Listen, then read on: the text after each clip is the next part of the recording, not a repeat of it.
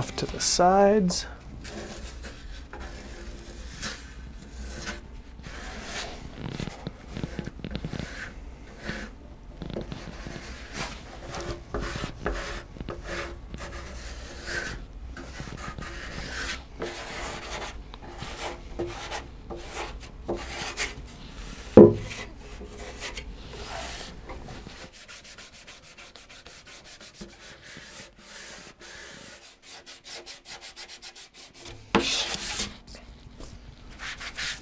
If you have bindings that you don't want to get touched with your pore filler, you can certainly mask those off.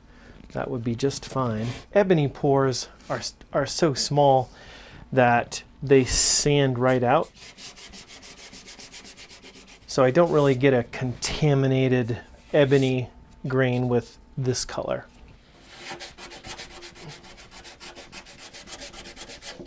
You can extend the life of your sandpaper a little bit by rubbing it on the carpet when it starts to get clogged. It doesn't work that well, but every little bit helps. Okay, now I need to get this side with the grain filler, sand it, and then call it good. And then I can start sanding on the top and get that ready. Once both of those are ready, we will French polish the back, the sides, and then to the top. I've got another little bit mixed up.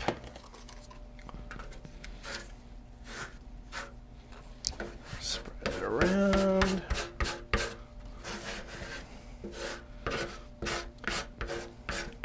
With this particular filler, it's really important to wipe off as much as you possibly can while you're doing it.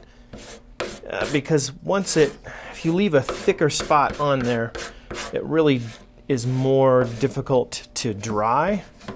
And even just a little goober of it, kind of a pile, I guess, takes so much longer.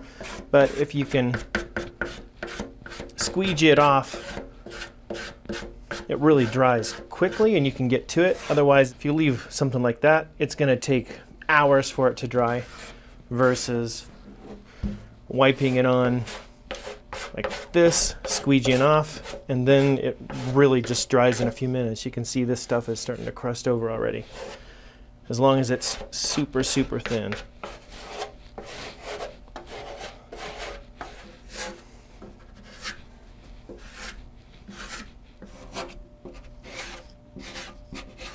Okay, that looks pretty good.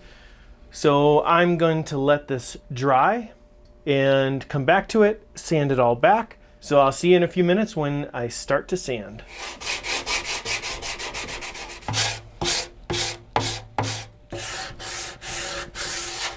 Now everything is sanded back to 320.